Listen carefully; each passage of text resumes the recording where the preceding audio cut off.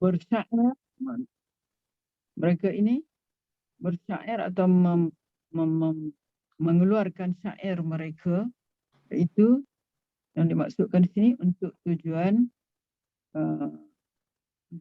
apa? Untuk tujuan nak memburukkan Nabi, untuk memperkatakan sesuatu yang tidak elok lah kepada Nabi kita.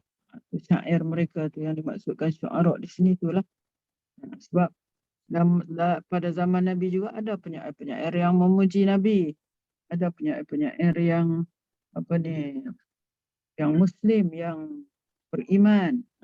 Mereka itu memuji Nabi dengan syair-syair mereka. Tapi apa yang dimaksudkan penyair di sini, syu'ara ni adalah mereka yang menghina Nabi, mereka yang mempermainkan apa ni, seruan yang dibawa oleh Nabi. Itu dimaksudkan. Jadi datangnya ayat ini yang ada menyebut perkataan syu'ara itu, iaitulah dalam ayat 224. Lihat dalam Al-Quran, wasyu'ara yattabi'uhumul ghawun. A'udzubillahi minasyaitonir rajim. Wasyu'ara yattabi'uhumul ghawun. Alam tara annahum fi kulli wadin yahimun wa annahum yaquluna ma la yaf'alun illa alladhina amanu wa 'amilus shalihat wa dzakarullaha katsiran wa intasaru min ba'di ma zulimu wa saya'lamul ladzina zalamu ayyamu qalbin yanqalibun. Jadi surah ini dinamakan surah Asy-Syu'ara dengan ada sebut satu perkataan Asy-Syu'ara di dalam ayat itu tentang berita dan kesudahan para penyair. Jadi ayat itu menyatakan tentang berita dan kesudahan para penyair yang dengan tujuan untuk menolak pandangan kaum musyrikin yang mengatakan bahawa Nabi Muhammad sallallahu alaihi wasallam adalah seorang penyair dan apa yang dibawa oleh baginda itu adalah syair. Nak menolak itulah. Jadi ayat ini didatangkan untuk menolak itulah, sebab orang musyrikin pada masa itu menyatakan Nabi adalah seorang penyair dan apa yang Nabi bawa itu, iaitu Al-Quran itu adalah syair. Jadi Allah menolaklah kata-kata mereka itu dengan menurunkan ayat 224 sampailah habis surah Asy-Syu'ara. Ini diturunkan pada masa kaum muslimin sangat memerlukan pengajaran dan panduan tentang teknologi informasi iaitu IT dan cara menyampaikan fikiran, kerana ia adalah pada awal masa dakwah secara terbuka. Jadi dikatakan bahawasanya ketika itu sangat memerlukan kepada cara penyampaian fikiran kepada manusia ketika itu. Perlu kepada itu. Iaitu kalau kita lihat dalam dari salah satu segi ilmu ni, itu ada ilmu bagaimana kita nak mendakwah kepada orang, nak mengajak orang kepada kebaikan ni. Itu perlu kepada cara dia kan. Itu sebab tu adalah satu jabatan di mana-mana universiti ni ada dipanggil jabatan dakwah dan kepimpinan. Jabatan dakwah dan kepimpinan. Itu bagaimana cara kita nak menyampaikan dakwah, ajakan kita kepada orang untuk nak menguatkan dari segi agama Islam.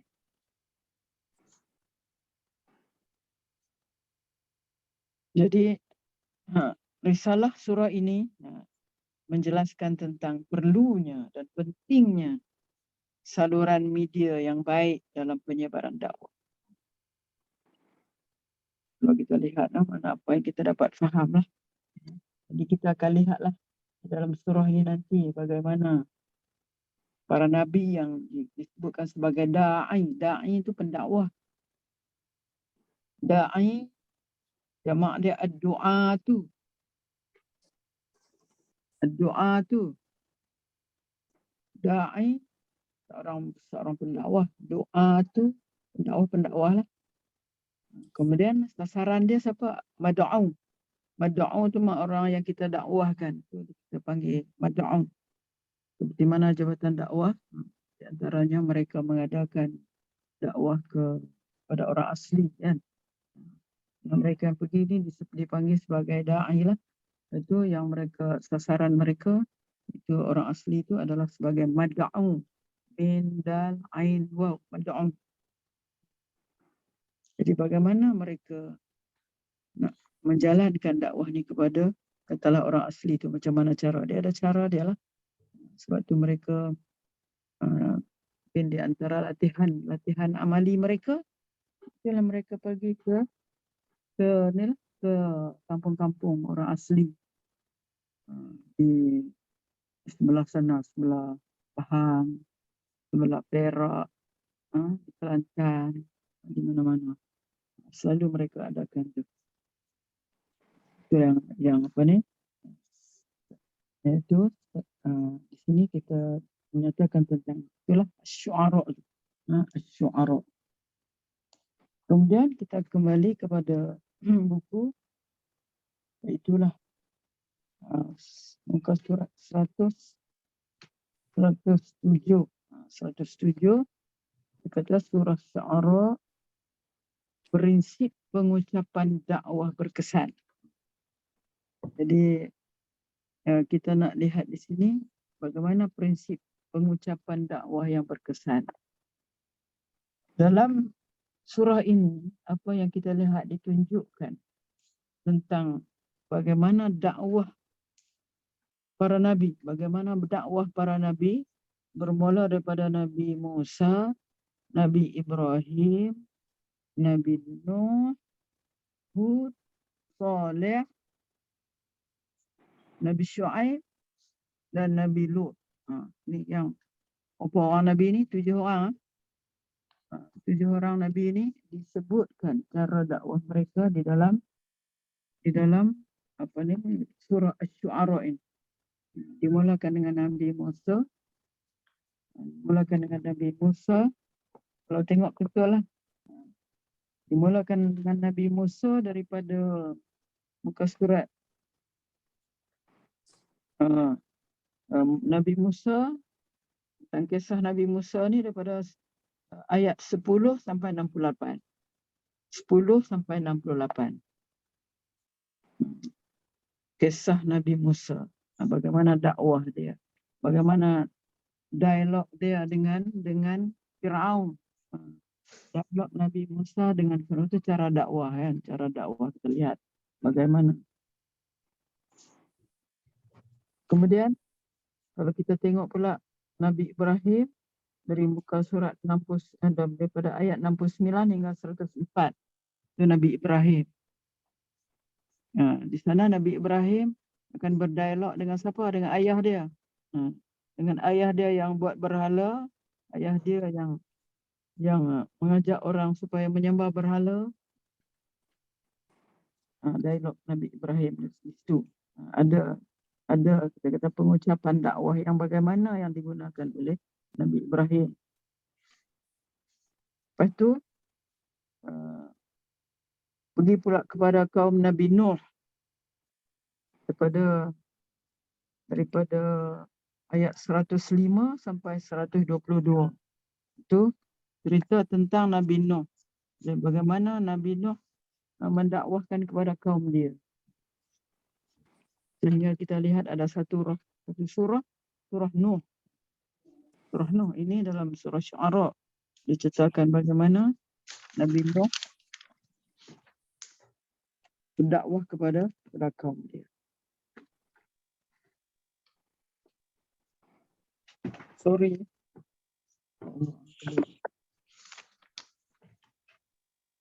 Sekejap ya.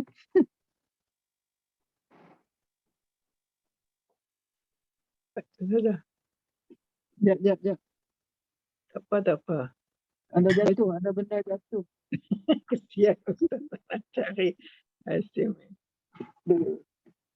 Hari ni PA tak free atau keluar langsung Cik Timah kita tu. Cik Timah. Cik Timah mana? Cik Timah PA tak ada. Ada, dengar. Dengar. Tu dia PA. Ustazah ni barang jatuh tu kesian. Dah penting pula ni. Allahu Akbar. Apa dia jatuh?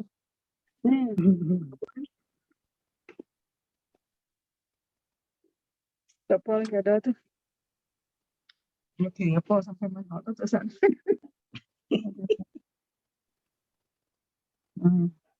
Udah apa ni? Kisah Bagaimana Nabi Nuh? Kisah Nabi Nuh daripada 105 sampai 122. Kan boleh lihat di situ. Dialog antara Nabi Nuh dengan kaum dia. Kemudian Nabi Hud. Nabi Hud pula itu tentang kaum Ad ni, itu daripada ayat 123 sampai 140. Kemudian Nabi Saleh. Nabi Saleh itu daripada 141 sampai 159. Boleh dapat tak? Sebab apa? Dapat, Ustazah dapat. Dapat insyaAllah. Mungkin akan jadi sebagai kerja rumah juga kepada kita untuk kita melihat tiap-tiap seorang Nabi ni macam mana cara dakwah dia kan. Kemudian kaum Nabi Lut lah. Itu mengenai Nabi Lut bagaimana cara dakwahnya, iaitulah daripada 160 ayat 160 sampai 175. Kemudian last Nabi Syuaib. Kaum Nabi Syuaib ini dipanggil Ashabul Aikah, itu 176 sampai 191.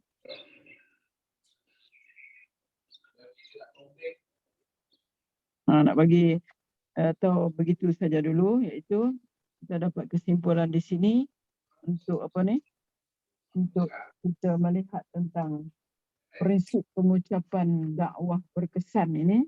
Itulah daripada kisah para nabi dengan umat masing-masing lah. Yang kita dapat tadi, iaitu berapa orang nabi. Nabi Musa, Nabi Ibrahim, Nuh,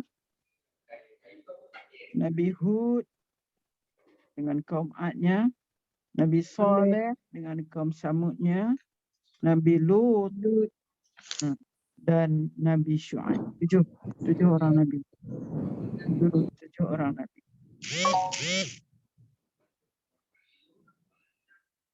Okey.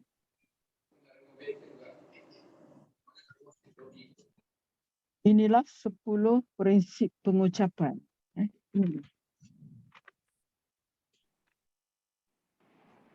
Dia akan tunjuk sini 10 prinsip pengucapan awam berkesan yang boleh diperolehi oleh para pembaca surah Asy-Syu'ara. Mana kita boleh dapat daripada surah Syu'ara ini. Ini prinsip pengucapan awam yang berkesan yang boleh kita faham ambil daripada surah Asy-Syu'ara.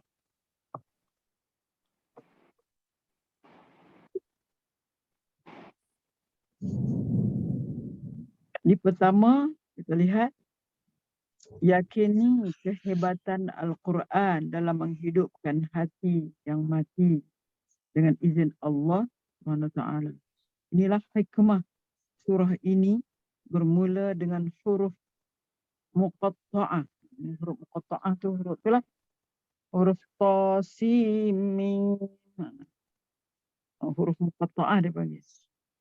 Kerana surah yang bermula dengan huruf-huruf begini ialah surah yang menegaskan keagungan Al-Quran.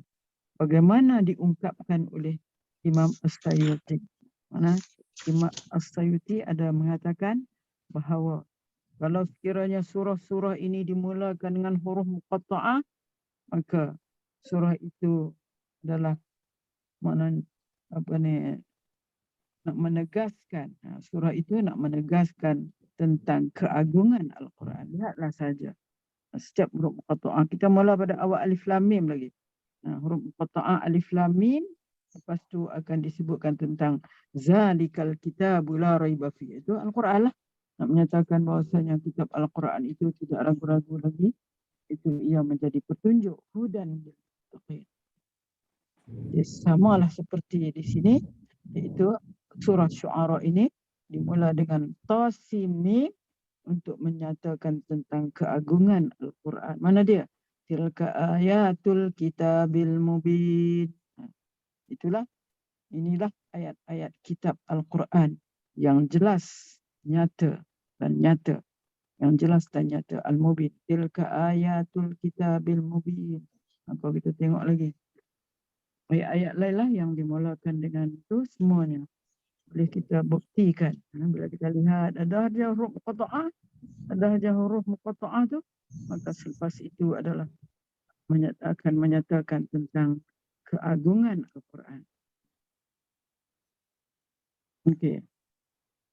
Itu satu.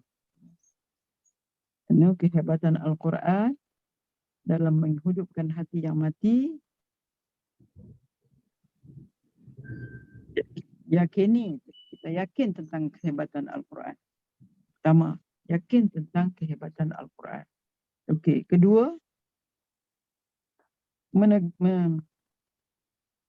menegaskan kepentingan untuk kembali kepada Al-Quran dan sunnah di dalam arti kata yang sebenar. Inilah hikmah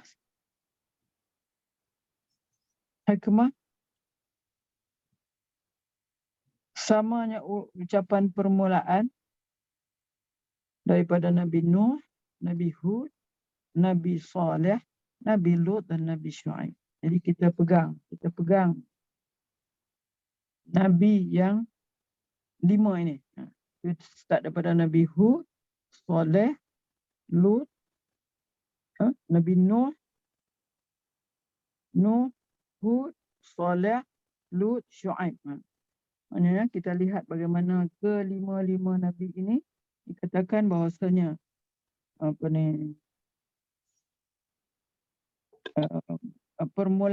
ucapan permulaan daripada para Nabi ini sama. Kita boleh lihat. Dia akan sebut satu persatu ni. Di dalam perbincangan ini. Sekejap lagi dia akan sebut. Iaitulah apa dia yang sama? Fattaqullaha wa ati'un. Dalam cerita Nabi Lut, dalam cerita Nabi Hud ada, dalam cerita Nabi Nuh ada, dalam cerita Nabi Saleh ada, dalam cerita Nabi Lut ada, dalam cerita Nabi Syuaib ada. Itu ayat ungkapan yang macam ni. Fattaqullah, apa makna? Naklah kamu takut kepada Allah. Wa ati'un, dan taatlah kamu. Ni kan nun di hujung tu baris bawah kan. Ingat tak dulu saya kata kalau nun baris bawah tu maknanya ada ya dhamir, ada ya asalnya ni. Wa ati'uni, taatlah kepada aku. Itu cara dakwah Nabi-Nabi. Makna dia ajak supaya takwa kepada Allah. Mana takut kepada Allah dan taatlah kepadaku. Nabi-Nabi itu akan kata macam tu. Ini saya apa ni? Apa dia keluar N tu apa? Pak N. Nama tu ke? Itu nama Datin Norehan ke tu? Oh. Ustazah nampak dah petak-petak kecil tu. Ustazah nampak semua orang tak? Tak nampak. Ustazah tutup pintu ke Tak jam? buka pun. Tak buka pun. Putih. Tak buka. Buka itu ada kat petak kecil tu kan. Banyak tu kan. Tekan tu nampak semua. Nampak nama ya, tak nampak orang. Tak nampak orang. Tak nampak Saya kami tak? Saya pergi tutup pintu. Kat muka. Pitang mana ni? Okey, sebelah kiri ada bintik-bintik kan, ada titik-titik warna, ada 9 titik. Sebelah kiri. Sebelah kiri. Ada nama aja. Ustazah nampak siapa? Nampak seorang aja ke? Tak nampak siapa dah sekarang. Ustazah cuba sentuh sikit tu. Nak sentuh apa? Sentuh skrin tu. Ha, Okey, nampak dah titik-titik tepi tu. titik-titik tak nampak. Belah kiri atas. Kiri atas tak ada apa. Ustazah Kiri nampak. atas tak ada apa. Kiri atas dia ada close, lepas tu dia tulis search, lepas tu dia tulis nama kita semua ada 11 orang. Oh, Berapa okey. orang? Ustazah close. Ustazah close. Itu Ustazah pergi participant tu. Ustazah close. Close. Ha, Sakit dah. Apa tu nampak apa? close. Close. Ni baru nampak biji-biji tu. Nampak biji-biji. Ustazah tekan tu nampak tak kami semua? Baru nampak. Tu dia. Tadi Nampak, maknanya nampak dekat Datin Norehan. Nampak. Nampak kan terkeluar. Sorry lah. Tak apa. Sorry lah ni jahil ni. Orang ni jahil merekap. Cuti sebulan lupa habis. Okey. Jadi menegaskan kepentingan untuk kembali kepada Al-Quran. Ini fattaqullaha wa ati'un tu, ini ditegaskan di situ bahawa pentingnya kembali kepada Al-Quran dan sunnah. Wa ati'uni itu makna sunnah. Taatlah kepadaku, Nabi-Nabi itu kata taatlah kepadaku, mana sunnah lah. Taatlah kepada aku, yakni kepada Rasul. Fattaqullaha wa ati'un. Tengok balik kepada muka surat 108 yang bermaksud oleh itu takutilah kamu akan kemurkaan Allah. Fattaqullah dan taatlah kepadaku, yakni taatlah kepada Rasul yang diutuskan. Semua kelima-lima Nabi itu menggunakan perkataan ini. Inilah dia kata pengucapan dakwah mereka ialah ini. Wattaqullah wa ati'uni. Sadin. Wa ati'un. Kita baca ya. Kita baca wa ati'un. Maksudnya wa ati'uni. Dan maknanya taatlah kepadaku. Wa ati'uni. Maksudnya dia ada ya ganti nama kepada saya Ini ana. Okey. Kemudian kita lihat nombor-nombor tu. Mana nombor-nombor tu adalah nombor ayat lah.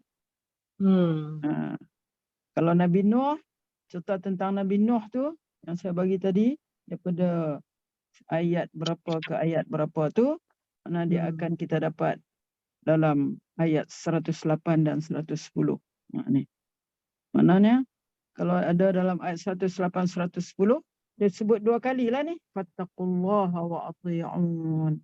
Fattaqullaha wa ati'un. Sebut dua kali lah dalam ayat tu. Cuba tengok betul tak? Boleh cek tengok.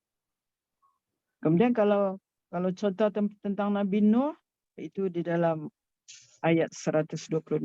Dalam ayat 126. Sebab Nabi Nuh, itulah. Betul Ustazah. Kan? Wattaqullaha wa ati'uni wa ati'un. Makna dalam disebut. Nabi Nuh dalam itulah dalam surah 18 110. Ayat 1 Dua kali. 10. Dua kalilah disebut. Kalau Nabi Hud itu dalam ayat 126. Sekali Betul. je lah disebut. Oh, masya-Allah, betul. Wa ati'un. Tak perasan kita. Nabi Saleh 144. Nabi Saleh sama pengucapannya. Fattaqullaha wa ati'un. Begitu juga Nabi Lut. Fattaqullaha wa ati'un. Begitu juga Nabi Syuaib dalam ayat 179. Jadi pengucapan yang samalah. Mana menegaskan tentang pentingnya untuk kembali kepada Al-Quran. Fattaqullah itu mana? Kembali kepada Al-Quran. Wa ati'un dan sunnah, iaitu taatlah kepada aku, itu makna taatlah kepada Rasulullah, taatlah kepada sunnah dalam arti kata sebenar. Okey, itu yang kedua.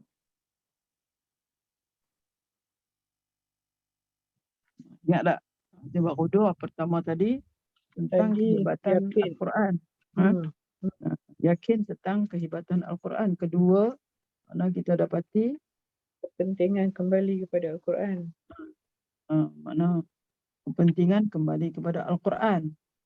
Pertama tadi yakin kehebatan Al-Quran. Kedua, kepentingan untuk kembali kepada Al-Quran yang mana kita faham daripada pengucapan dakwah daripada para nabi, itulah satu fattaqullaha wa ati'un. Kemudian lagi yang kita akan dapati sama, kita dapati dalam setiap nabi itu ada ini, pengucapan ini. Itulah berdakwah penuh keikhlasan. Pada tadi berdakwah dengan penuh keikhlasan tanpa mengharapkan sebarang ganjaran keduniaan, apatah lagi pengikut yang ramai. Mana kita berdakwah dengan ikhlas, tak harap kebendaan dan tak harap pengikut yang ramai. Ini hikmah ungkapan Nabi Nuh, Nabi Hud, Nabi Saleh, Nabi Lut, Nabi Syu'aib alaihissalam yang sama, iaitulah ungkapan وَمَا أَسْأَلُكُمْ عَلَيْهِ مِنْ أَجْرٍ إِنْ أَجْرِيَ إِلَّا عَلَى رَبِّ الْعَالَمِينَ.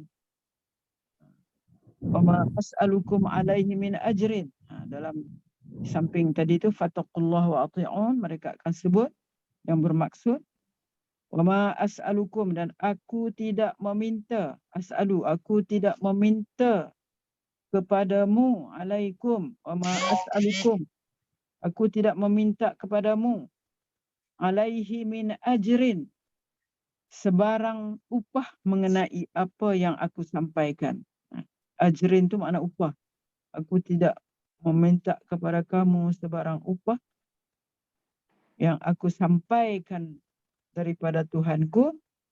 In ajriya illa ala rabbil alamin. Balasanku hanyalah terserah kepada Allah, Tuhan sekalian alam. Itu juga di antara ungkapan yang kita dapati keluar daripada setiap mulut Nabi, yang 5 tadi yang berdakwah. Wa ma as'alukum alaihi min ajrin in ajri illa ala rabbil alamin. Ini berdakwah dengan penuh keikhlasan. Jangan hati maukan keduniaan. Ayat ini juga akan kita dapati bagi kisah Nabi Nuh 109 ayat dia. 109, Nabi Hud 127, Nabi Saleh 145, Nabi Lut 104 dan Nabi Syu'aib 180. Itu ayat yang sama. Yang mana nak jalankan dakwah itu adalah dengan keikhlasan. Hati tidak mahukan keduniaan. Itu yang ketiga. Kita ingatkan. Keempat, beramal terlebih dulu. Beramal terlebih dulu. Kita yang nak menyampaikan, nak ajak orang kepada kebaikan tu, berdakwah tu, maknanya kita terlebih dulu beramal dengan apa yang disampaikan. Kita beramal dengan apa yang disampaikan. Kerana lisanul hal. Ini maksud apa lisanul hal? Lisanul hal ialah hujjah di dalam berdakwah. Lisanul hal adalah hujjah di dalam berdakwah. Makna katalah kita yang pergi berdakwah kepada orang asli kan. Mungkin kalau kita cakap saja dia tak berkesan kepada mereka. Contohnya kita nak menunjukkan bahawa kebersihan itu adalah sangat penting dalam kehidupan kita. Kita pergi tempat dia orang tu, kita buat macam mana? Kita ambil anak-anak mereka yang ni, kita tolong mandikan, tolong gosok gigi kan, tolong gosok gigi, tolong mandikan. Kemudian lepas tu kita buat macam sekolah tadika, kelas tadika, kita ajar. Kemudian kita pergi dapur mereka, tunjuk cara masak yang inilah, bersih. Ha. Hmm. Itu makna lisanul hal tu. Itu maksudnya lisanul hal. Ha. Itu ialah sebagai hujjah dalam berdakwah. Ini adalah hikmah kelima ungkapan inni lakum rasulun amin. Ini ungkapan inni lakum rasulun amin. Sesungguhnya ini rasulun amin itu sesungguhnya aku ini rasul yang amanah, rasulun amin yang diutus oleh Allah kepada kamu. Aku ni rasul yang amanah yang diutuskan oleh Allah kepada kamu. Inni lakum, semuanya aku. Lakum, kalau terjemah harfiah dia. Inni lakum, semuanya aku. Lakum bagi kamu. Rasulun adalah rasul yang rasul yang amanah, yang diutus oleh Allah kepada kamu. Rasul yang amanah, amin. Ini juga satu ungkapan kita kata lisanul hal. Sebab sebagai seorang rasul dia telah menunjukkan contoh-contoh yang baik kepada orang yang dia nak berdakwah tu. Ini juga ungkapan ini disebut di dalam cerita Nabi Nuh, iaitu dalam ayat 107, Nabi Hud 125, Nabi Saleh dalam ayat 143, Nabi Lut 162 dan Nabi Shu'aib 178. Jadi boleh lihat sendiri nanti. Bersemak, tengok balik betul tak? Untuk 5 Nabi. 5 Nabi ni pun kita boleh ingat dah. Adam, Idris, Nuh. Start daripada Nuh, Hud, Saleh, Lut, Shu'aib. Nuh, Hud, Saleh, Lut, Shu'aib. Semua Nabi. Okey. Kemudian yang kelima, sasarkan dakwah kepada seramai mungkin manusia dan meyakini bahawa kesemuanya berpotensi untuk mendapat hidayah tanpa prejudis kepada sesiapa. Sasarkan dan tujukan dakwah ni kepada seramai mungkin manusia, meyakini bahawa kesemuanya berpotensi untuk mendapat hidayah tanpa prejudis kepada sesiapa. Perhatikan dengan teliti bagaimana Nabi Musa alaihissalam tidak lagi memberi perhatian kepada Fir'aun apabila kelihatan Fir'aun mengganggu ucapan dakwahnya, sedangkan pada awalnya baginda hanya berbicara dengan Fir'aun seorang sahaja. Awalnya baginda hanya berbicara dengan Fir'aun seorang saja. Perhatikan kalimah kuntum. Ada itu dalam ayat. Kuntum tu ada di dalam ayat 24. Cerita mula-mula ialah cerita Nabi Musa. Cerita Nabi Musa. Cerita Musa ni panjang. Kan kita kata ada berapa ayat tu? Ada 58 ayat cerita tentang Nabi Musa je. Nabi Musa je. Dan dialog dia dengan Fir'aun. Soal jawab dia dengan Fir'aun. Sampai last sekali bila Fir'aun tak nak bila last sekali Nabi Musa tunjuklah makna mukjizat dia kan. Lepas tu mukjizat dia lebih lebih hebatlah daripada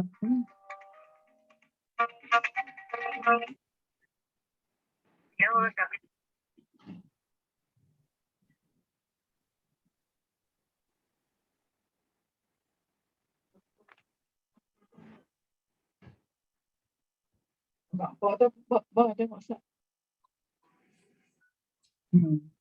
Itulah sampai apabila dia tunjukkan mukjizat dia, Nabi ahli sihir Fir'aun yang memulakan. Kemudian apabila Nabi Musa menunjukkan mukjizat dia, itulah tongkat dia tu jadi ular dan menelan semua Fir'aun punya ahli sihir punya ular tu. Dan Bertunduk lepas tu, pada dia. semuanya ahli sihir itu makna mengikut Nabi Musa lah. Dan Mana dia, Ustazah, maknanya dia kat sini baru dia mulakan kepada ramai. Itu ada kata perkataan kuntum tu kuntum. Kemudian sampailah kepada akhirnya Fir'aun marah sebab ahli-ahli sihir tu semua ikut Nabi Musa, dan last sekali iaitulah akhirnya pengikut Nabi Musa ini ingin keluar daripada Mesir. Kemudian mereka melalui itu kan, apa tu? Dia kata apa? Laut Merah tu kan? Laut Merah, ya. Seberang Laut Merah. Sampailah mereka berjaya menyeberangi dan Fir'aun tenggelam di dalam tu. Kan? Jadi itulah mana akhirnya cerita Fir'aun berakhir di situlah. Nanti yang jadi ayat dia sampai 58 ayat tu. Dan kemudian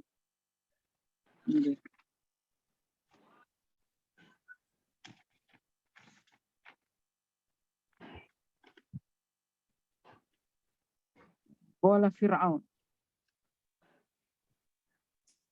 kuntum tadi menjelaskan Nabi Musa sudah memalingkan wajahnya kepada selain daripada Fir'aun agar dakwahnya mula berkesan terhadap orang-orang kanan Fir'aun, sehingga menyebabkan Fir'aun sendiri dalam ayat 25 terpaksa menarik semula perhatian orang-orang kanannya yang mula dipengaruhi oleh Nabi Musa. Nabi Musa tanya, Nabi Musa Fir'aun kata, qala Fir'aun wa ma rabbul alamin. Fir'aun berkata dengan sombongnya, dan apa dia Tuhan sekalian alam itu? Kemudian qala, Nabi Musa jawab, ini dialog ni, qala rabbus samawati wal ard wa ma bainahuma in kuntum muqinin. Dialah yang memiliki dan mentadbirkan langit dan bumi serta segala yang ada di antara keduanya, kalaulah kamu mahu mendapat keyakinan dengan berdalil, maka inilah jalannya. Qala liman hawlahu ala tastami'un. Fir'aun kata kepada orang yang ada di kelilingnya, tidakkah kamu dengar apa yang dikatakan olehnya, apa yang dikatakan oleh Musa? Itulah mana in kuntum tu nak mengatakan bahawasanya Nabi Musa ni tidak lagi fokus kepada Fir'aun saja, mana dia fokus kepada orang yang di sekeliling Fir'aun juga, iaitu lebih-lebih lagi al-malak tu, iaitu orang kanan Fir'aun lah. Itu yang kelima. Kemudian keenam, menjadi kawan, adik-beradik dan saudara kepada Mad'un. Itulah sebagai ahli sosial yang aktif dan mengambil berat perkembangan mereka sebelum memulakan dakwah kepada mereka. Perhatikan kalimah akhuhu. Dalam ayat-ayat itu ada disebut akhuhu, saudara mereka sendiri yang membabitkan Nabi Nuh, Nabi Hud, Nabi Saleh dan Nabi Lut. Menjadi kawan baik dan saudara kepada Mad'un. Menjadi kawan baik dan saudara kepada Mad'un, yakni ahli sosial yang aktif dan empatik. Itu disebutkan akhu, saudara sendiri. Maknanya Nabi-Nabi ini, Nabi Nuh, Nabi Hud, Nabi Saleh ke, maknanya mereka ini adalah ada kaitan dengan umat dia. Yani menjadi saudara kepada sebahagian daripada umat dia lah. Dia disebut akhuhum. Jadi bila sebut saudara tu makna macam dekat lah. Rapat lah. Kita ni kena dekat, kena rapat lah dengan orang yang kita nak dakwah. Nak dakwah tu. Menjadi kawan baik ataupun saudara kepada Mad'un. atau jadi kawan yang baik ataupun menjadi saudara kepada mad'u. Kita dapat lihat dalam ayat ni, iaitulah إذ قال لهم أخوهم نوح ألا تتقون إذ قال لهم أخوهم إذ قال لهم أخوهم نوح ألا تتقون. Ketika berkatalah kepada mereka saudara mereka Nuh, mana saudara kepada orang yang dia nak dakwah itulah. إذ قال لهم أخوهم Nuh, saudara mereka siapa? Nuh. Nuh itu adalah terdiri daripada saudara mereka yang nak didakwahkan itu. Ala tattaqun, tidakkah kamu bertakwa? Iz qala lahum akhuhum Salih, begitu juga kepada Nabi Saleh. Nabi Saleh adalah dari kalangan umat dia juga, iaitu bersaudara dengan kaum dia, sebahagian daripada kaum dia. Iz qala lahum akhuhum Hud, sama. Ini digunakan perkataan akh, saudara. Iz qala lahum Shu'aib, إذ قال لهم شعيب ألا تتقون إذ قال لهم أخوهم لوط. Ada perkataan akhu Lut ألا تتقون. Jadi maknanya sebagai saudara ataupun sebagai sahabat. Jadi merasa dekat, merasa hampir, rasa rapat hubungan dengan orang yang kita dakwahkan itu. Okey, berdialog. Ketujuh, berdialog, berinteraksi dan bersedia menjadi pendengar yang teliti kepada hujah pihak lawan. Jangan mencelah. Jangan mencelah selagi musuh belum menghabiskan hujahnya. Ini di antara cara ataupun mungkin termasuk juga dalam adab ya, kita nak berinteraksi dengan orang yang kita dakwah itu.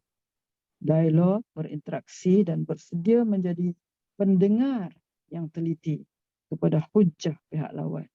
Jangan mencelah selagi musuh belum menghabiskan hujahnya.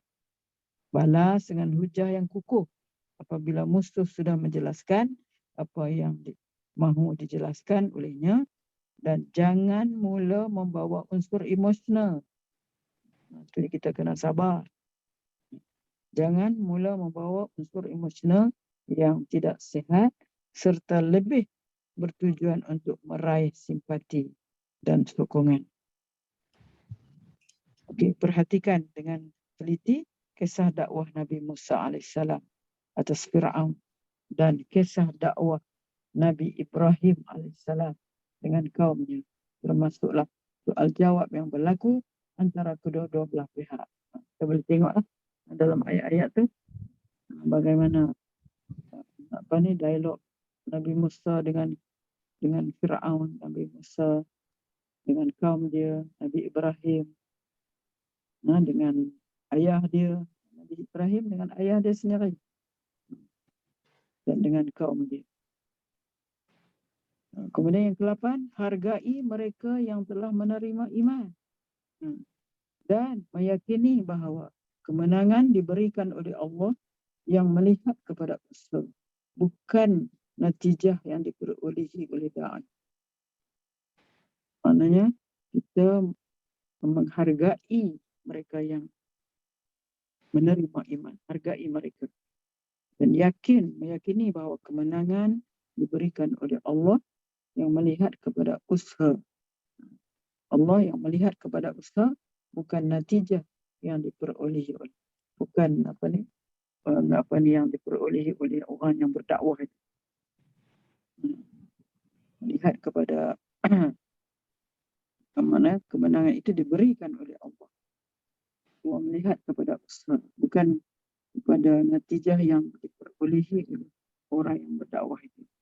Nabi Nuh AS diselamatkan oleh Allah SWT kerana apa? Kesungguhan dakwah yang dilakukan oleh baginda.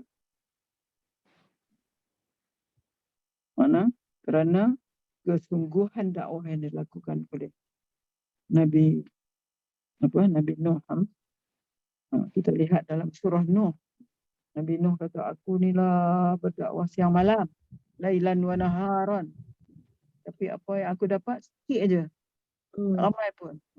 Kalau kita lihat dicerita dalam sejarah Nabi Nuh, beberapa orang saja, beberapa kerat saja yang beriman kepada Nabi Nuh. Sedangkan berapa tahun dia berdakwah? Beberapa tahun dia berdakwah. Jadi meskipun jumlah pengikutnya boleh dibilang dengan jari, bahkan baginda sangat memelihara hubungan dengan para sahabatnya. Meskipun musuh-musuh mengancamnya untuk menghalau para sahabatnya jika mau mereka mendengar dakwah baginda. Wa ma ana bitaridil mu'minin. Ini ayat dalam Syu'ara juga. Itu apa dikata oleh Nabi Nuh, dan aku tidak akan menghalau orang-orang yang beriman daripada bercampur gaul denganku. Mana dia layanlah. Okey.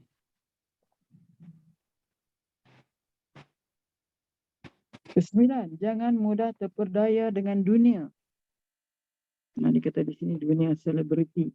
Kerana ramainya pengikut dan peminat bukanlah penentu. Ramainya pengikut dan peminat bukanlah penentu bahawa apa yang disampaikan adalah benar. Inilah hikmah pengulangan kalimah majoriti mereka tidak beriman.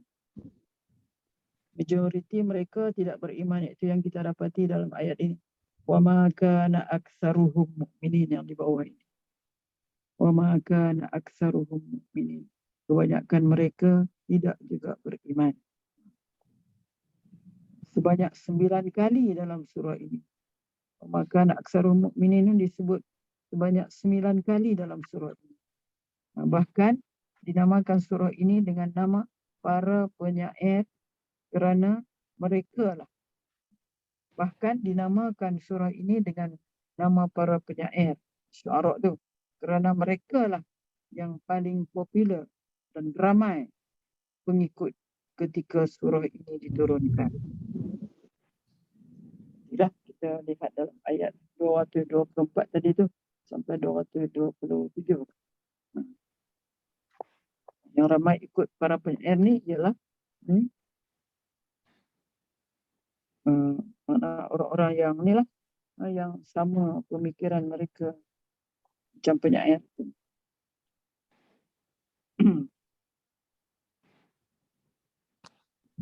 Itu ke-9. Tidak mudah terpedaya dengan dunia dan tidak juga terpedaya dengan ramainya pengikut dan peminat. Itu dalam ayat inna fi dzalika laayatan wa ma kana aktsaruhum mu'minin.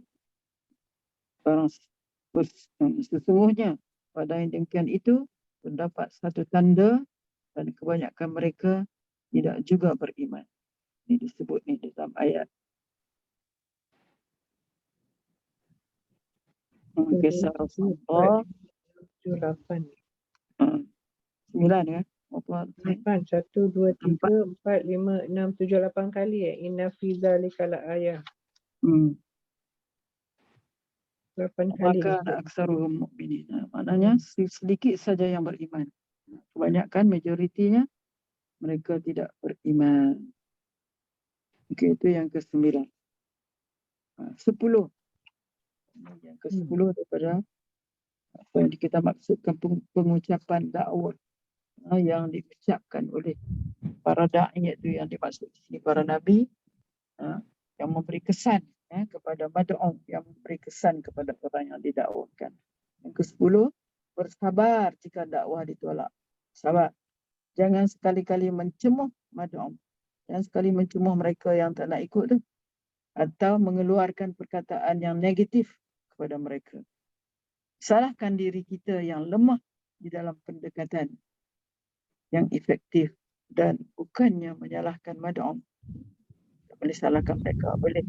Itu banyakkan beristighfar dan mendoakan hidayah buat mad'u. Kita digalakkan supaya beristighfar dan mendoakan supaya mad'u kita, orang yang kita dakwahkan itu mendapat hidayah. Seterusnya, bertawakallah kepada Allah Subhanahu Wa Taala sebagaimana dilakukan oleh baginda Nabi Ibrahim alaihissalam,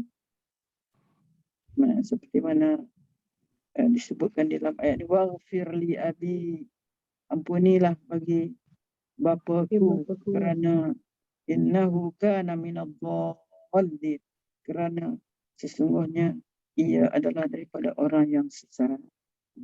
Kalau kita lihat bagaimana prinsip pengucapan dakwah yang berkesan. Dia simpulkan di sini ada 10 lah, dari apa yang dipahami daripada cara-cara berdakwah para nabi ya. Kalau kita ikutkan tadi 5, 7 lah, 7 para nabi. Itulah Nabi Musa, Ibrahim, dan selepas tu Nabi Nuh, Hud, Saleh, Lut dan Syuaib. Syuaib. Kita lebih nak ni kita teliti balik Lapan, semula. tujuh. Kita teliti balik semula bagaimana cara cara Nabi Nuh itu berdakwah. Macam mana cara dialog mereka dengan mad'u mereka, dengan orang yang mereka nak dakwah. Okey. Di sini akan menjawab 21 ni, iaitulah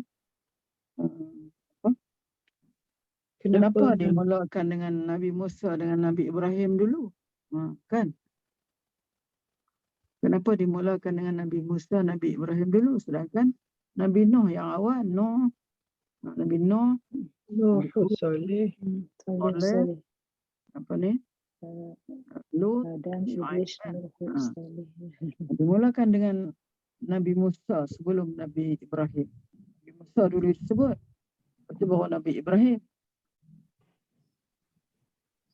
Kita baca. Bab kali ini membawa pembaca kepada keindahan ilmu munasabah dalam Al-Quran. Ilmu munasabah. Baru pula ni, ilmu munasabah dalam Al-Quran. Ini munasabah apa? Munasabah apa disebut dahulu? Kisah Nabi Musa. Munasabah apa disebut dulu? Kisah Nabi Ibrahim. Sebelum daripada Nabi-Nabi yang lebih dulu daripada mereka. Nabi Nuh, Hud, Saleh, Lut, Syuaib. Kan? Bab kali ini, itulah dia tentang ilmu munasabah dalam Al-Quran. Ilmu ini seringkali tidak diberi perhatian kerana ia memerlukan proses pemikiran yang tinggi dan karya-karya ulama yang telah melakukan pula kebanyakannya dalam bahasa Arab. Mudah-mudahan sedikit gambaran daripada surah Syu'ara ini menimbulkan minat untuk pembaca meneliti ilmu ini dalam surah-surah yang lain. Saya rasa ada dah dia buku ni dia buat ni. Ustaz ni. Ilmu munasabah ni. Ilmu munasabah dalam Al-Quran. Dia dah buat dah maksudnya buku ni. Jadi dia bagi bayangan kepada kita. Bagi gambaran kepada kita. Untuk mula kita nak memahami tentang ilmu munasabah. Maksudnya tu. Munasabah apa? Nabi Musa, cerita Nabi Musa disebut dulu. Munasabah apa? Lepas tu Nabi Ibrahim disebut. Makna ilmu munasabah. Cuba kita lihat kepada ni. Susunan kisah dalam surah Asy-Syu'ara. Susunan kisah dia. Ayat 1 sampai 9. Ayat 1 sampai 9. Misalnya kalau kita mengikuti betul-betul tiga tajuk ini, dia dalam Syu'ara, dalam apa yang kita baca ni ada tiga bab, 20, 21, 22 pun masih Syu'ara. Kalau kita teliti betul-betul, kita ikut betul-betul, kita insya-Allah senang kita faham. Ini dia tengok, disusun kisah-kisah dalam surah Asy-Syu'ara. Ayat 1 sampai 9 nak menyatakan keagungan Al-Quran dan kekufuran Quraisy, kan? Ayat 1 sampai 9. Lepas tafsimi tu,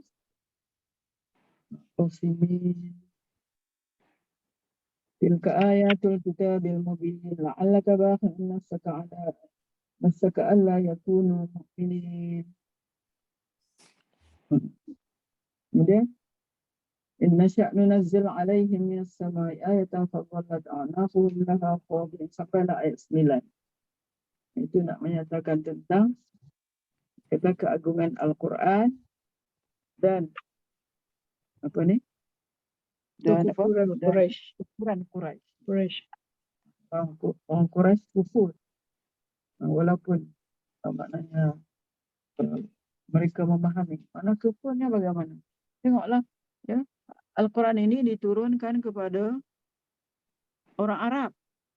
Orang Arab yang tahu bahasa Arab. Dan orang Arab yang kita kata tinggi dari segi bahasa Arabnya. Tapi mereka kufur juga. Kan? Jadi ayat 1 sampai 9 menyatakan tentang keagungan Al-Quran dan kekufuran Quraisy. Quraisy kufur, tak nak percaya Al-Quran. Sedangkan mereka sangat-sangat memahami Al-Quran. Ayat 10 sampai 68. Tadilah kita sebut tadi.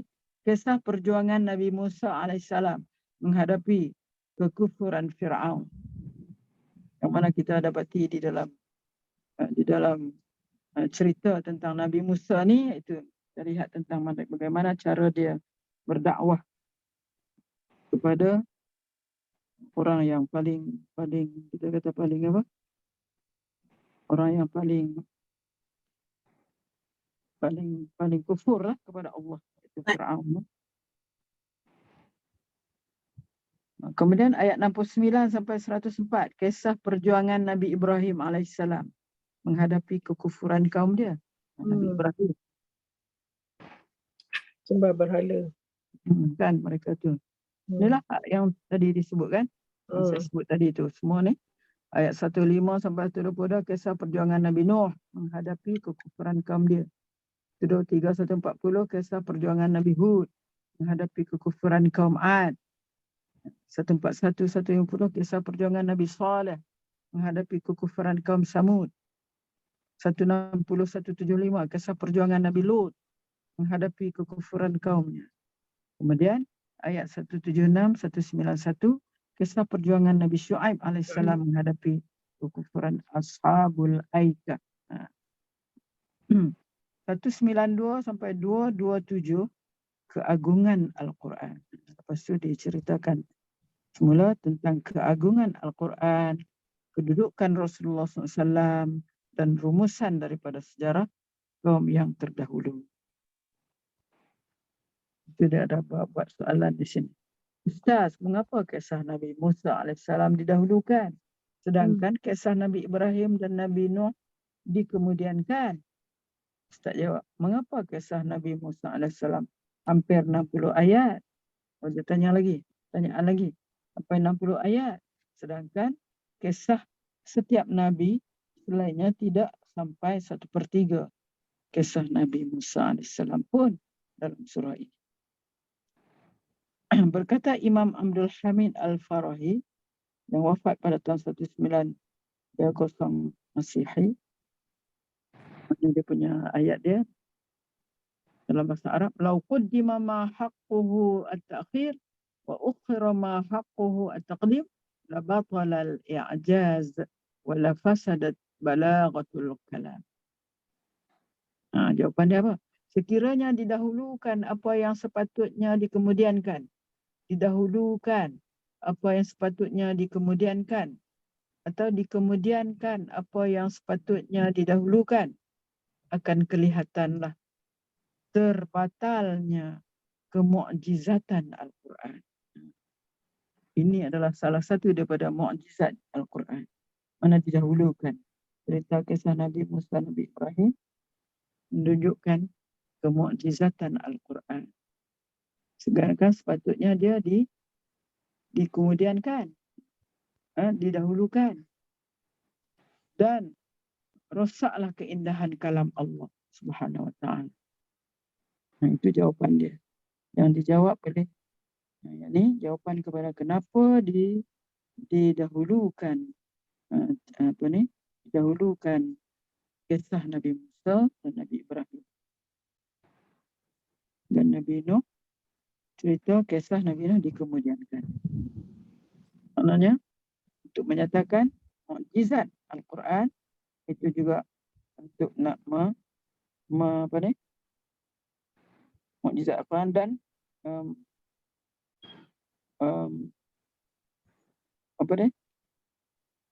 Ustazah, yang mana? dan akan rosaklah keindahan kalam Al-Quran. Menunjukkan mukjizat Al-Quran, itu juga menunjukkan kepada rosaklah keindahan kalam Allah. Nah, itu termasuk di dalam keindahan Al-Quran. Hikmah kisah Nabi Musa panjang dan didahulukan. Kisah Nabi Musa adalah panjang, didahulukan pula. Kisah Nabi Musa alaihissalam dipaparkan terlebih dulu. Sebab apa? Kerana Banyak. kebanyakannya bersamaan daripada pelbagai sudut dengan Nabi SAW.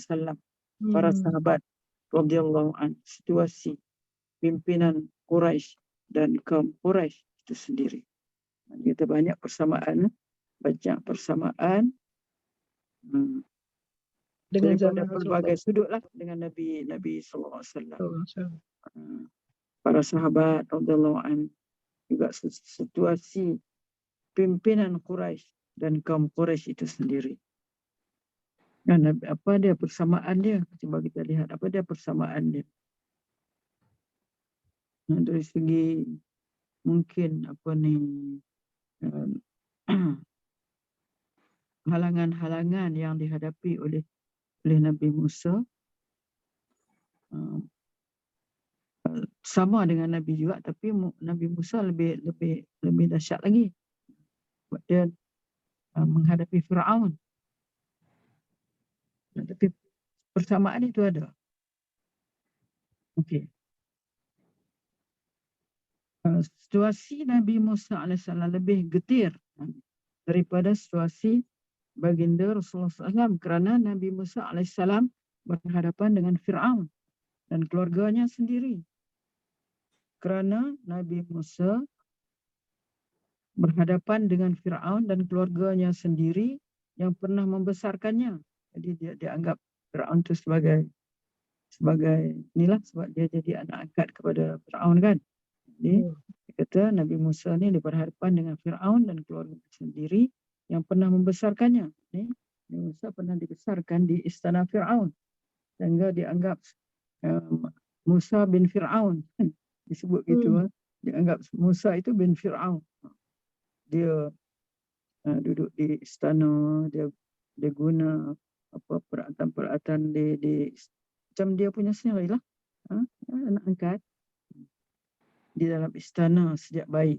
Sebab dia sendiri pernah membesarkannya, Firaun itu di dalam istana sejak bayi. Kedua, Nabi Musa alaihissalam mempunyai kes bunuh yang belum diselesaikan. Mana kes bunuh dia? Itu bila? Nabi Musa masa perjalanan.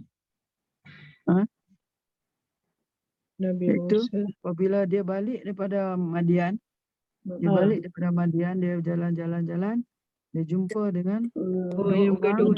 Bergaduh. seorang daripada Kipti. orang Kipti, seorang daripada Yahudi. Israel. Israel lah. Itu Dia tumbuk orang Kipti. dia tumbuk yang Kipti tu mati sampai. Dia tak sangka kata sampai nak mati tumbuk dia. Rupanya tumbukkan Strong, very kuat. sampai mati. Sampai dia salah, dia kata ni syaitan punya kerja ni, dia kata. Jadi belum diselesaikan, mempunyai kes bunuh yang belum diselesaikan. Okey, ketiga, baginda mempunyai karakter sukar mengurus kemarahannya. Dan Musa ni menyusun atur perkataannya. Dia sukar mengurus kemarahan dan dia cakap macam gagap-gagap kan. Ya. Maknanya dia dikatakan dalam sejarah mungkin kesan daripada dia kan apa ni? Api. Masukkan Bara api. Bara api dia. Kena lidah dia kan. Ketiga, baginda mempunyai karakter sukar mengurus kemarahannya dan menyusun atur perkataannya apabila berhadapan dengan kezaliman dan pengzalim di hadapan mata. Dan cabaran ketiga tiga dalam satu, iaitu pada barang tubuh Nabi Musa AS ini digambarkan dalam surah Syu'ara. Pada batang tubuh Nabi Musa AS ini digambarkan dalam surah Asy-Syu'ara. Apa dia maksud dia tu? Hmm. Hmm. 3 dalam 1. Pada batang tubuh Nabi Musa AS ini digambarkan dalam surah Asy-Syu'ara. 3 perkara ni lah kan? Pertama, dengan keluarga dia sendiri, Fir'aun tu. Kedua, dia bunuh. Ketiga, dia pandai tadi tu. Ini ada digambarkan dalam surah Asy-Syu'ara ada. Nanti sebab sampai panjang dia punya apa ni ayat-ayat tu 50 sampai ayat 60 kan. 50 ayat. Diceritakan di dalam tu ada. Namun demikian surah ini menggambarkan bagaimana komitmen Nabi Musa AS kepada perintah menghadapi Fir'aun. Kerasulan Nabi Harun AS pula tidak sekali-kali menghalang komitmen baginda sendiri sebagai teraju utama dakwah. Tiada ucapan Nabi Harun AS dirakamkan. Dalam surah ni tak ada. Kebanyakannya adalah maknanya semuanya adalah daripada Nabi Musa.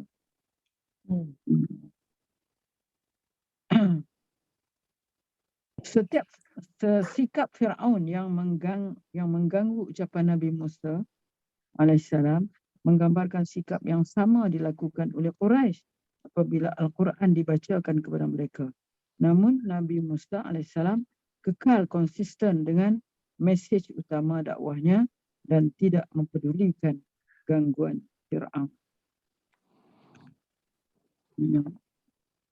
Cabaran dia sama lah kan. Samalah banyakkan dengan Nabi kita. Nabi Musa AS dituduh gila. Namun kemudiannya dituduh pakar sihir. Tidak konsisten pertuduhan sebegini menggambarkan ketidakmampuan berhujah Fir'aun yang sama sahaja dengan kempen orang Quraisy memburuk-burukkan Rasulullah. Itu juga kita lihat Rasulullah dikatakan majnun juga, gila, dituduh sebagai gila dan memang kata-kata Nabi kadang-kadang dia sebut sebagai sihir juga. Ada dalam ayat kadang-kadang disebut sebagai sihir. Apa yang Nabi ucapkan tu disebut sebagai sihir. Mesej dakwah lebih diutamakan oleh Nabi Musa AS sehingga apabila nyawanya terancam.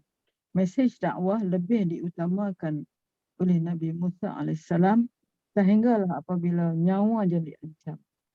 Mukjizat dijadikan bantuan, sokongan untuk membenarkan mesej dakwah.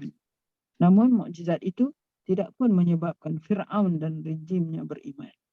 Hal ini mengajar Rasulullah bahawa sekalipun cabaran membawa mukjizat diperkenankan oleh Allah SWT, Quraisy tetap tidak akan beriman seperti apa yang dilakukan oleh kaum Fir'aun. Sama ada juga. Kalau Nabi Musa banyak mukjizat yang dikurniakan Allah kepada dia yang menyebabkan juga Fir'aun dan pengikutnya tidak beriman, begitu juga lah Rasulullah. Dengan kaum Quraisy ni, walaupun mukjizat Nabi pun banyak juga mereka saksikan, tapi mereka tak beriman, tak percaya juga. Paling penting bersesuaian dengan tema surah ini ialah sikap Fir'aun yang mempengaruhi Pak Turut Al-Malak. Al-Malak tu orang kanan dia lah. Beliau agar tidak mendengar ucapan Nabi Musa AS dan perlu terus taat membuta tuli kepadanya. Ketaatan Pak Turut ahli sihir sebelum keislaman. Ini ahli sihir sebelum Islam tu jadi Pak Turut lah. Bila mereka telah melihat mukjizat Nabi Musa tu, tongkat dia yang menjadi ular tu membaham semua ular-ular mereka. Jadi peranan mereka sebagai media massa kepada kerajaan Fir'aun dan habuan lumayan daripada Fir'aun digambarkan dalam permulaan babak surah Asy-Syu'ara. Maka mereka ini mula-mula Al-Malak ni adalah sebagai sebagai media massa lah. Mana pada mulanya mereka ini kan mereka kata kalau kami berjaya di dalam sihir kami ni, kamu nak bagi apa? Firaun nak bagi apa? Nak hadiah apa kat mereka? Kan Firaun janji kamu akan diberi ganjaran yang besar dan kamu akan tergolong daripada al-muqarrabin, mana orang-orang yang hampir lagi nanti. Maksudnya akan diberi pangkat ke apa begitulah. Pada awalnya lah digambarkan dalam permulaan babak surah Asy-Syu'ara. Surah ini dinamakan sebagai Asy-Syu'ara kerana para penyair ini ialah simbol kepada mereka yang menjadi pasukan penyesat utama rakyat. Pasukan penyesat utama rakyat sehingga yang beriman terlalu minoriti dan yang sebaliknya tidak beriman menjadi golongan yang kasrah, yang ramai, iaitu majoriti. Macam disebut dalam ayat tadi lah. Simbol kepada mereka yang menjadi pasukan penyesat utama.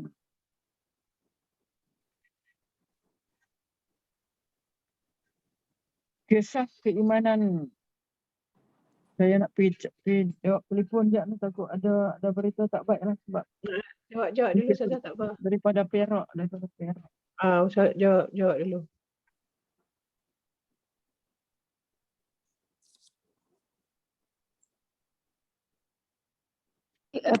Nabi Musa, kitab dia Taurat kan? Ya, Betul betul. Kita dengar cerita dia semua dalam Al-Quran. Dalam Taurat tu apa cerita hati kita tak. Maknanya Taurat tu antara dia dengan kaum dia lah tak? Dia menyeru kaum dia lah untuk sebab kitab tu untuk bacaan kaum dia. Dan dia kita sebahagiannya kedatangan Nabi Muhammad SAW. Ya, kedatangan. Dalam cerita Taurat dalam Taurat. Diterangkan, dijelaskan dan orang-orang Bani Israel itu dia kenal Nabi Muhammad tu seperti dia kenal anak dia sendiri. Mana dia terang detail kan Ustazah? Sifat-sifat dalam Taurat tu sangat-sangat detail. Kalau dia ubah, kalau dia tidak buang. Dia sorok kan? Dia sorok. Dia sorok. Dan kalimah. Dia ubah. Kataan dalam Taurat tu dia ubah. Patutnya setiap orang tu kenal, maknanya kenalnya Nabi Muhammad ni seperti anak mereka kan, maknanya detail dinyatakan. Dalam Taurat lah. Masya Allah kan. Mana dalam Al-Quran ni disebut semua yang sebelum tu lah. Untung kita lah tak? Untung kita lah dapat tahu dia semua. masuk semua Nabi. Tapi kan tadi dia kata bersabar kan. Dia kata salah satu bersabar. Kalau kita tengok cerita Nabi Yunus, Ustazah, Nabi Yunus. Dia kan bila kaum dia tak mengikut ke, dia kecewa, dia terus lari kan. Itu Allah Ta'ala balas. Betul kan? Itu salah satu. Dia tak termasuk dalam cerita. Dia tak sabar. Tak sabar. Itu dia cepat kecewa dia kan. Lari daripada tugas dia. Ustazah ada musibah ke? Ada berita?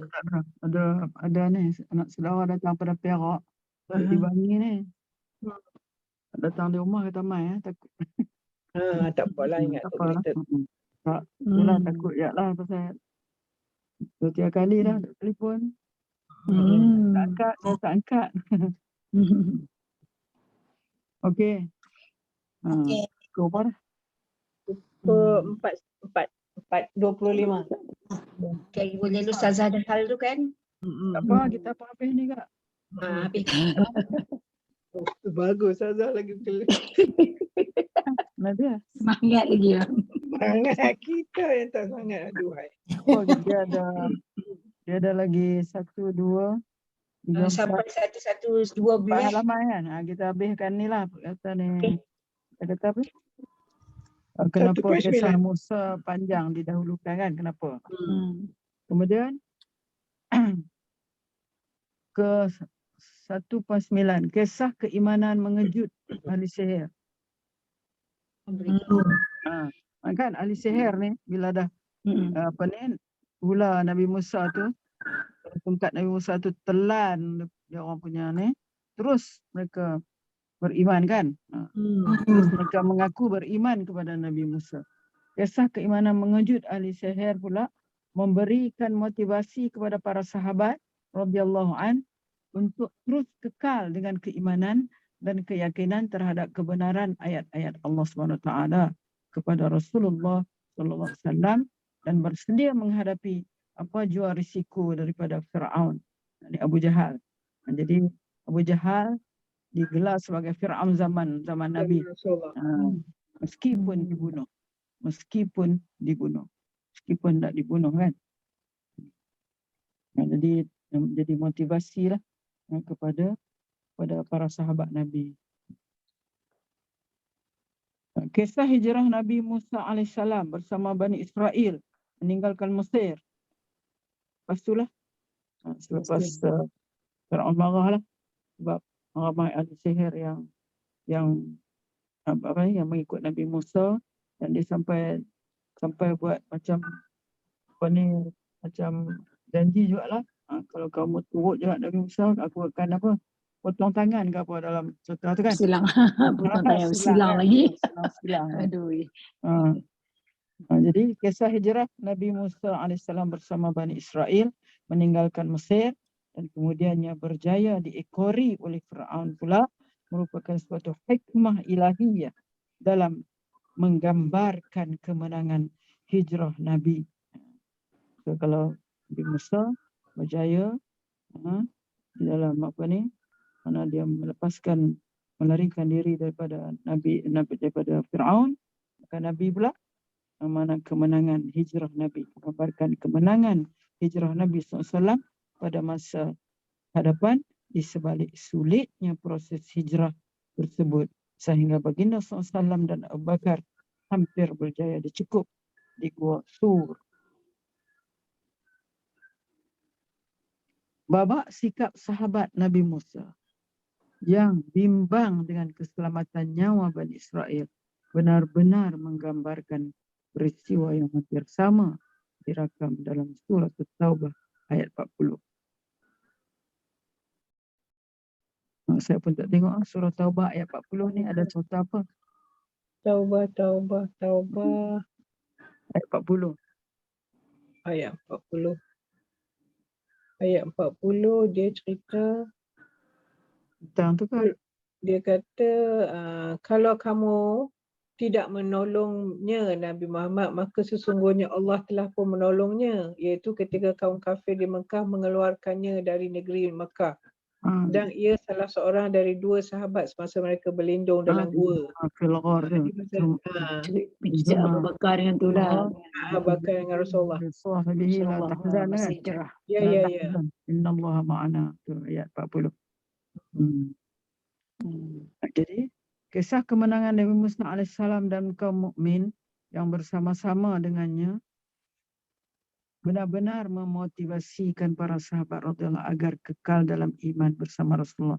Kisah tenggelamnya Fir'aun pula menjadi ancaman kepada Quraisy tentang apa yang bakal menanti mereka di Badar kelak. Kalau Fir'aun tenggelam dan kalau Quraisy nanti mereka kalah perang Badar. Dah cukup aku no? Kat tu dulu. Okey, boleh Ustazah. Okey. Oh, laju je Ustazah. Cik Jah puasa tak? Tak. Dah habis dah. Habis dah. Boy, Dah raya dah. Oh, saya tu raya. Cepat dah raya. hari ni last day insyaAllah. Sama lah kita. Besok kita raya. Besok kita raya tu. Tak habis lagi Besok tak raya. Esok ada orang nak jemput kami tak? Raya-raya. Boleh. Berapa orang dalam tu ada? Boleh je. Kita tengah tunggu ni. Ada 10 orang lah ni. Sebelah Boleh. Aisyah Nuha tu siapa Ana? Itu Cik PA kita. Kejah lah. Bukan, itu PA kita Cik Timah. Timah. Ada tempat lain. Ha. Okey, bolehlah besok actually kumpulan Bunga Tanjung ni nak buat jamuan hari raya. Orang memilih rumah saya, Datuk Farida ada dalam tu saya nampak. Ada. InsyaAllah. Sebab semua ni. Dalam satu ni datang rumah saya selepas ceramah. Ada Musrah. Musrah. Kak Ismail, Datin Norehan, Datuk Farida, Cik Jah, Kak Amai Rauda. Aizah kena mai sebab apa? Jadi supir tu pada 2 orang kami ni. Apa je sama-sama tahu. Cik Pakai Timah. Apa ni datang. Cuma belum telefon Kak Rosla. Ju. Itu je lah. Kita actually tak tahu jamuan apa Ana. Kata dengar ada yang kata nak bawa tak meriah kalau satu perkara. Rumah saya satu perkara aja. Saya kata Apa tak dia meriah. menu? Jadi makna Menu ada lah. apa dia? Ya? Menu kat Rahsia. Rahsia. Tapi kau bisa dah macam rahsia. Tapi nampak Kak Nah kurang sihat lah. Dalam apa? Kak Asnah. Kak Asnah kata dia kurang sihat. Ada Ustazah. Ya.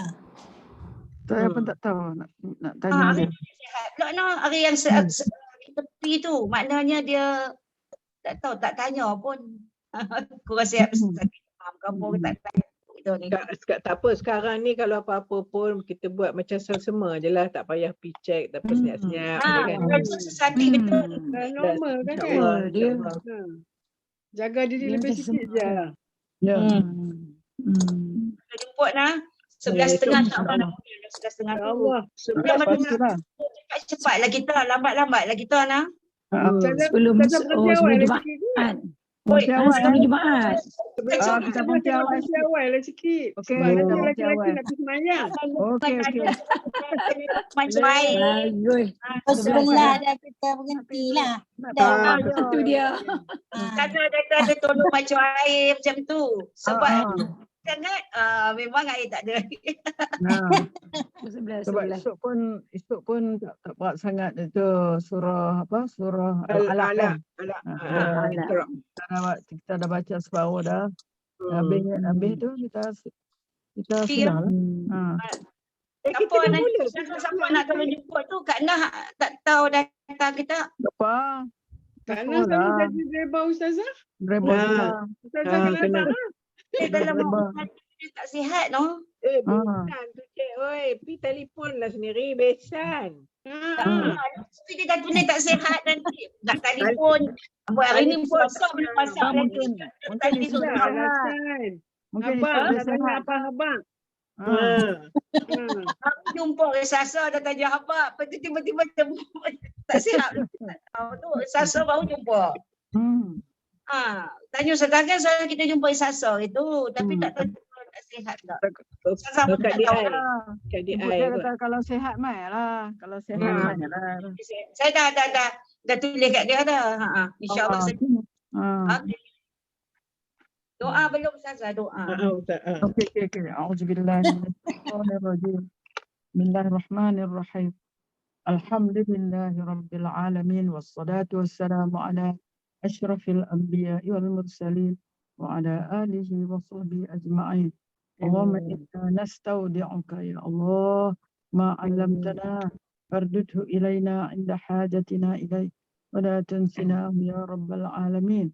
Allahumma inna na'udzubika min 'ilmin la yanfa' wa min qalbin la yakhsha' wa min nafsin la tashba' wa min du'ain la yustajabu lahu wa la yusma'.